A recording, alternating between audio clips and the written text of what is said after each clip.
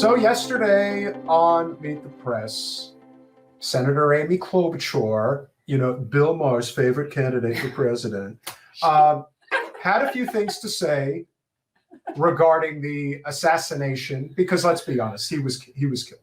Navalny was absolutely killed. But it wasn't just in that context. There's always a means to an end. And this is the thing about using any circumstance, especially if it's with a foreign nation that we consider adversarial, even if they're really not. Well, she's such a war hawk anyway. She's someone that would use any opportunity. I just think that it's interesting that we're so critical of a nation like outside of the extrajudicially taking out one of its own citizens. But yet we will go into other countries and like kill their leaders, like just assassinate them like Soleimani. And that's just sort of like, okay. And that yet then we're totally just assassinate somebody because they don't.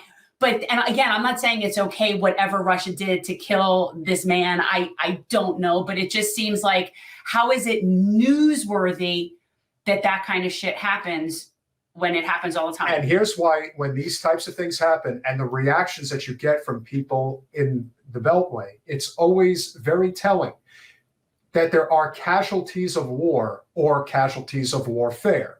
And that's where Amy Klobuchar comes into play. The president for over an hour and talked about so many things, domestic, international. He was focused. His recall was good. It was the same experience that my colleagues had who met with him for hours, Democrats and Republicans, about the Mideast only a few weeks ago.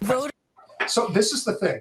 This is what Jon Stewart was talking about. If everybody is so concerned about the president and his cognitive capabilities, and you are going to not only go on national TV, but do they not realize that they all get the same memo and they all say the exact same thing? Right, that makes them look so transparently hack-like. But if you notice, these people that we're talking about that do that are of a generation and a mentality that it's like, I always feel like saying the 80s or 90s called they want their politics back. So they're still approaching life like from that era, as if we can't sit here and see the compilation of all of you saying the exact same talking points on top of each other.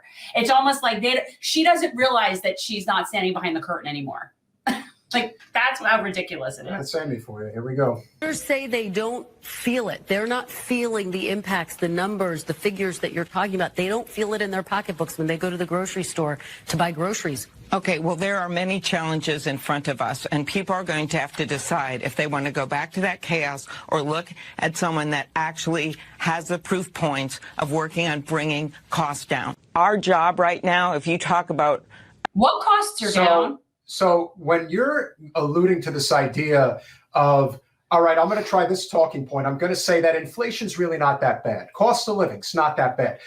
Yeah, it is. But when that gets confronted and someone says, well, most people can't afford A, B, or C, and there's a reason why they have to have multiple jobs because we don't have a living wage and we don't have health care, then it's going to transition into, yeah, but the other guy's going to make it worse if you bring him back. It's like, we can't fix anything. It doesn't matter. It doesn't matter. You people, all of you shills for Joe, you can go on this. You could say it until you're blue in the face. Keep going.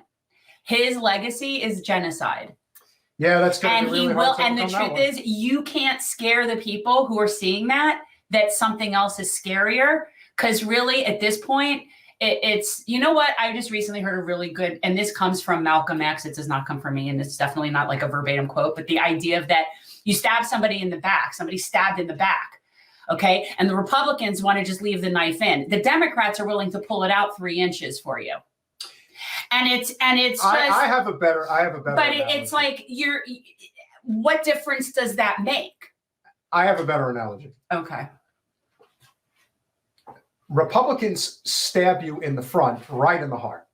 Democrats stab you in the back and tell you the Republicans did it. Just saying. All right, let's finish this. We dislike everybody equally, actually. Just about. Avenging the death of the hero Navalny. If you talk about anything for our democracy and actually for our economic partners across the world, it is to get this security package over the line. And so Extreme Republicans are stopping it right now. The president's standing up for it. The Senate is standing up. 22 Republicans in the U.S. Senate voted for it, including the lead Republicans on armed services and foreign relations. It's time for them to get the job done. Shut the fuck up, Amy. Stop talking. You know, it's really remarkable.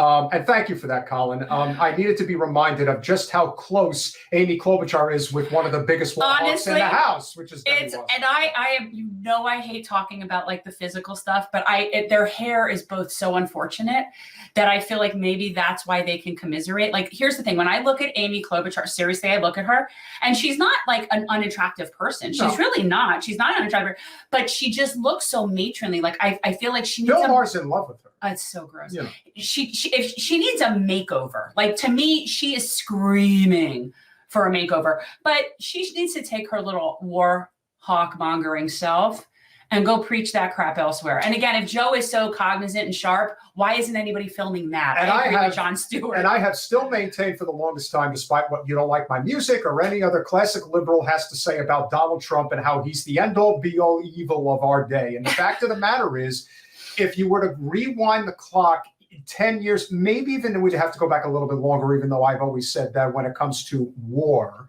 the Democratic Party is infinitely worse than the Republicans. History has shown that most of the wars happen to start under Democrats, which is why George W. Bush in particular is the worst of the very worst, because he really started so much of what we're facing today. And to transition to this, one of the other things about W was that he thought it was just so cool that somebody had the opportunity to work three jobs. Absolutely. So because what would we do without if we had a 21st century economic bill of rights, we wouldn't have to worry about something. As if the more the merrier. Yes. Thanks for watching. If you want to support our mission to transform politics into service, please like this video, subscribe, follow us on social media, and consider joining our Patreon, where you'll get early access to our interviews as well as other exclusive content. Links are in the description. Peace out.